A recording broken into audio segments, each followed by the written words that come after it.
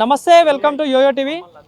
ఉద్యమాల గడ్డ ఉస్మానియా యూనివర్సిటీలో ఇప్పటి నుండి ధర్నాలు కానీ మీటింగ్లు కానీ రాస్తారోకలు చేయొద్దంటూ కూడా ఒక సర్క్యులర్ రిలీజ్ చేయడం జరిగింది. సో మరి ఈ నేపథ్యంలోనే ఓయూ నుండి ఉన్న విద్యార్థులు కానీ ఉద్యమ నాయకులు కానీ చాలామంది సంఘ నాయకులు కూడా దీన్ని వ్యతిరేకిస్తూ సర్క్యులర్ని రిమూవ్ చేయాలంటూ కూడా వాళ్ళు ధర్నాలు చేస్తున్న పరిస్థితి. సో నిన్న చేశారు, మొన్న చేశారు, ఈ రోజు కూడా సంఖ్యలు వేసుకుని కూడా అయితే మా గొంతు నొక్కేస్తున్నారు, మాకు సంఖ్యలు వేస్తున్నారు అంటూ కూడా వాళ్ళు ధర్నాకు దిగడం జరిగింది. సో మాట్లాడించే ప్రయత్నం చేద్దాం. మనతో పాటు మాట్లాడడానికి ఏబీవీపీ నాయకులు అదేవిధంగా చాలామంది విద్యార్థులు కూడా ఉన్నారు. అన్న నమస్తే, ఏంటి సంఖ్యలు వేసుకొని ఉస్మానియా యూనివర్సిటీ ముందు రావాల్సిన గల కారణం ఏంటి? ఏంది అసలు ఏం జరుగుతోంది? అన్న నమస్తే. ముందుగా ఈరోజు ఉస్మానియా యూనివర్సిటీలో 13వ తారీఖు ఈ యొక్క యూనివర్సిటీలో ధర్నాలు చేయొద్దు, రాస్తారోకలు చేయొద్దు, ఈరోజు ప్రశ్నించే గొంతులు మొత్తానికే మూగబడాలి, విద్యార్థుల సమస్యల మీద అసలే అడగద్దు. మేమంతా కూడా ఈరోజు నిజాం వ్యతిరేకంగా మీరు ఎట్లా పోరాటం చేసిరో అవన్నీ మాకు సంబంధం లేదు. వందే మాత్రం ఉద్యమం జరిగినా, తెలంగాణ ఉద్యమం జరిగినా, ఇలాంటి ఉద్యమాలు జరిగినా కూడా ఇప్పుడు యూనివర్సిటీ అయితే మేము ఏ విధంగా సర్క్యులర్ ఇచ్చినామో దాని విధంగానే ఉండాలని ఈరోజు ఒక సర్క్యులర్ రిలీజ్ చేయడం జరిగింది 13వ తారీఖు. మనందరం కూడా తెలుసు, అనేక ఉద్యమాలకు కేంద్ర బిందువు ఉస్మానియా యూనివర్సిటీ. అటు విజ్ఞాన కేంద్రాలు కావచ్చు, సామాజిక స్ఫూర్తి కావచ్చు, ఈరోజు దేశానికి కావచ్చు, ప్రపంచానికి కావచ్చు అనేక ఉద్యమాలు నేర్పిన గడ్డ ఉస్మానియా యూనివర్సిటీ. అలాంటి ఉస్మానియా యూనివర్సిటీలో ఈరోజు ధర్నాలు చేయొద్దు, విద్యార్థుల సమస్యలు ఉంటే అడగద్దు, విద్యార్థులకు నాణ్యమైన భోజనం లేకుండా అడగద్దు, విద్యార్థులకు పక్క హాస్టల్ భవనాలు లేకుండా అడగద్దు, యూనివర్సిటీ అభివృద్ధికి కృషి చేయకుండా అడగద్దు, ఈరోజు బోధన సిబ్బంది లేకుండా అడగద్దు, క్లాస్ రూమ్లు లేకుండా అడగద్దు. ఈరోజు విశ్వవిద్యాలయాల్లో అనేక సందర్భాలలో అనేక సమస్యలు ఉన్నా కూడా ఈరోజు మీరు అడిగితే మీద అక్రమ కేసులు పెడతాం, మీరు గొంతెత్తితే మీ గొంతులను మూవబెట్టిస్తాం అనే ఒక సర్క్యులర్ని రిలీజ్ చేయడం ద్వారా ఈరోజు దాదాపు 1000 మంది విద్యార్థులు ఈ యొక్క సర్క్యులర్కి వ్యతిరేకంగా దాదాపు 4 రోజుల నుండి ఉద్యమాలు చేస్తారు. ఈరోజు ఒకటే అడుగుతున్నాం, ఈరోజు ఆర్టికల్ 19 ప్రకారం, ఈరోజు రాజ్యాంగం ప్రకారం డాక్టర్ భీమ్రావ్ అంబేద్కర్ స్ఫూర్తితోటి రాజ్యాంగంతో ఆర్టికల్ 19 భావ ప్రకటన స్వేచ్ఛ కలిగించుకునే హక్కు ప్రథమ భారతదేశంలో ప్రతి ఒక్క పౌరుడికి ఉంటుంది. కానీ ఈ యొక్క యూనివర్సిటీలో ఉన్న విద్యార్థులకు లేదా అని ఈ యొక్క వీసీ గారిని అడుగుతున్నాం. ఈరోజు రేవంత్ రెడ్డి ప్రజాపాలన, ఈరోజు ఇందిరమ్మ రాజ్యం అని అన్నాడు. ఇందిరమ్మ చీకటి రోజులు ఎమర్జెన్సీ 1975 సంవత్సరంలో విధించిన రోజులు మళ్ళీ యూనివర్సిటీలో గుర్తొస్తున్నాయి. ఈరోజు ఆనాటి రోజులు ఇస్తున్న రేవంత్ రెడ్డి ఈరోజు ఇక్కడ చూసుకుంటే, ఈనాడు చూసుకుంటే అంటే ప్రజాస్వామ్యాన్ని కూని చేసే రోజులు తెస్తావా? ఈరోజు విద్యార్థులకు వ్యతిరేకంగా సర్క్యులర్ రిలీజ్ చేసి ఈరోజు విద్యార్థుల గొంతుల్ని మూగబేయజట్టు ఒక సర్క్యులర్ తెస్తావా? ఈరోజు ఈయననేమో ఎక్కడ పడితే అక్కడ అసెంబ్లీలో ఈరోజు గుడ్డలు అది కొడతా, అది కొడతా, ఇది కొడతా అని భావ ప్రకటన స్వేచ్ఛగా మాట్లాడుకోవచ్చు. ఈరోజు విద్యార్థుల సమస్యల పట్ల ఈరోజు విద్యార్థి నిరుద్యోగులు, అనేక ఉద్యమాల కేంద్ర బిందువులు అంటూ అనేక మంది విద్యార్థులు నిరుద్యోగులు ఎన్నుకున్న ప్రభుత్వం కాంగ్రెస్ పార్టీ. ఒక కాంగ్రెస్ పార్టీ చేత ఎన్నుకోబడ్డ వీసీ కుమార్ గారు. ఈరోజు కుమార్ గారు మీరు ఒకటి గుర్తుంచుకోండి, ఒక యూనివర్సిటీలో విద్యార్థి ఉద్యమాల ద్వారానే మీరు గద్దెకెక్కిరు. దాదాపు ఇక్కడ ఇన్ఛార్జ్ వీసీ ఉండి 6 నెలలు అయిందన్న.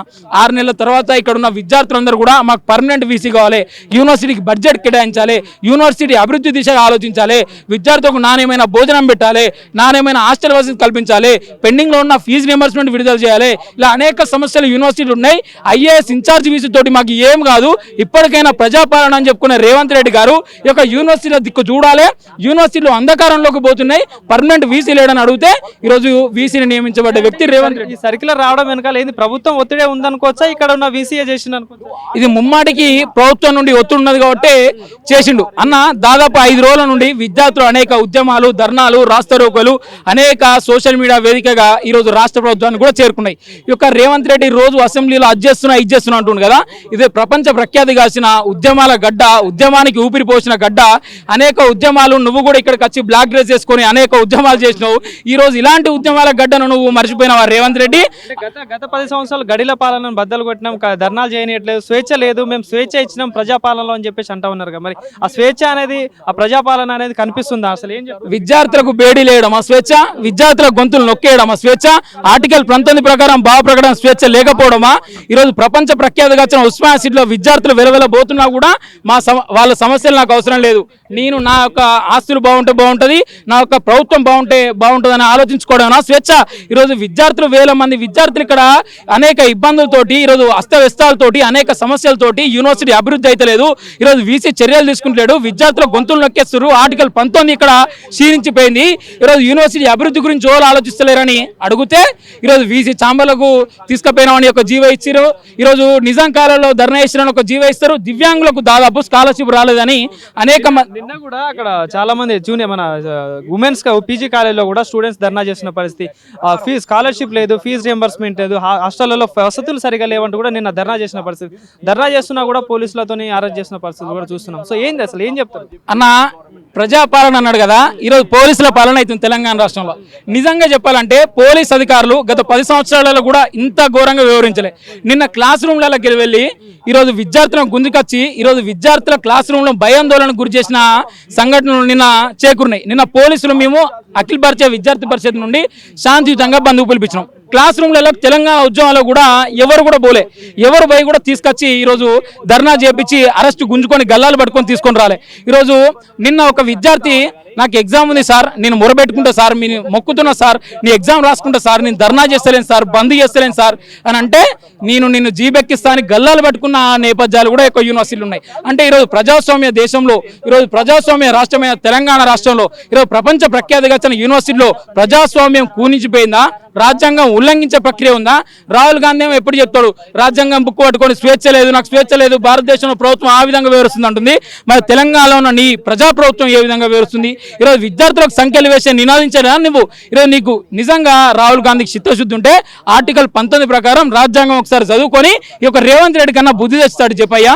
ఒకటి యూనివర్సిటీల పేర్లు కూడా మారుస్తా ఉన్నారు, నేను అసెంబ్లీలో కూడా చూసాము. సో ఏం చెప్తారు మరి దాని మీద మీ అభిప్రాయం? యూనివర్సిటీల అభివృద్ధి గురించి మార్చే ఆలోచన చేయాలి కానీ యూనివర్సిటీల పేరు మారుస్తా అంటారు. అప్పుడేమో టీఎస్ ఉన్నది టీజీ చేసిరు, అప్పుడేమో తెలంగాణ తల్లినేమో వేరే బొమ్మ ఉన్నది ఇంకో బొమ్మ మార్చిరు. ఇప్పుడు విశ్వవిద్యాలయ అభివృద్ధి గురించి విశ్వవిద్యాలయ అనేక సమస్యలు ఉన్నాయి. ఈరోజు విద్యార్థులు వెలవెలబోతురు, విద్యార్థుల బతుకులు మార్చురి, నిరుద్యోగుల బతుకులు మార్చురి, రైతన్న బతుకులు మార్చురి, విద్యార్థులకు నాణ్యమైన భోజనం పెట్టురి, విద్యార్థులకు పెండింగ్ లో ఉన్న 8,300 కోట్ల స్కాలర్షిప్ పెండింగ్ ఉన్నది విడుదల చేయండి. ఈరోజు బ్లాక్ గ్రాంట్స్ కేటాయించండి, యూనివర్సిటీలో బోధన సిబ్బందిని కేటాయించండి. ఇవన్నీ చేసిన తర్వాత అసలు యూనివర్సిటీ పేర్లు మార్చడానికి మీరెవరు? మీకు నైతిక హక్కు ఎక్కడుంది? యూనివర్సిటీ అభివృద్ధి గురించి ఆలోచిస్తే మీరు నైతిక హక్కు ఉంది, ఈ గవర్నమెంట్ బాగా చేస్తుంది అనుకుంటాం. కాబట్టి యూనివర్సిటీ పేర్లు మారిస్తే అసలు ఈ యొక్క రాజ్యాంగంలో మీరు తీసుకున్న చర్యలు ఎవరైనా తీసుకుంటారా? అన్ని అప్రజాస్వామిక చర్యలే. నువ్వు యూనివర్సిటీ అభివృద్ధి చేయరా నాయన అంటే యూనివర్సిటీ పేరు మారుస్తా అన్న దిక్కుమాలిన ఘటనలో ఈ యొక్క రాష్ట్ర ప్రభుత్వం ఉందంటే ఘోరం. ఫైనల్ గా ఏం చెప్తారు మరి? ఈ పోరాటం ఇట్నే కొనసాగుతుందా, మరి ఆ సర్క్యులర్ ని స్వాగతిస్తారా?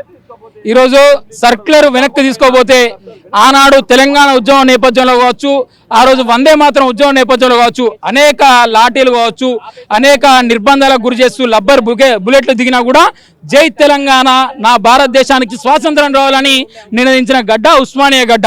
అలాంటి ఉస్మానియా గడ్డ విద్యార్థులు అనేక సామాజిక స్ఫూర్తి, విజ్ఞానిక స్ఫూర్తి ఇవన్నీ కలిగి ఉన్నారు. కాబట్టి ఈ రోజు ఆ సర్క్యులర్ వెనక్కి తీసుకోదాకా ఈ యొక్క విద్యార్థి ఉద్యమం అలాగో ఇప్పటికైనా సర్క్యులర్ వెనక్కి తీసుకొని విద్యార్థులకు క్షమాపణ చెప్పాలని ఈ యొక్క వీసీని కావచ్చు, ఈ యొక్క రేవంత్ రెడ్డి ప్రభుత్వం కూడా ఈ యొక్క వీసీకి సమాధానం చెప్పి ఆ సర్క్యులర్ వెనక్కి తీసుకోవాల్సిన దిశగా ఆలోచించాలని కోరుకుంటున్నాం.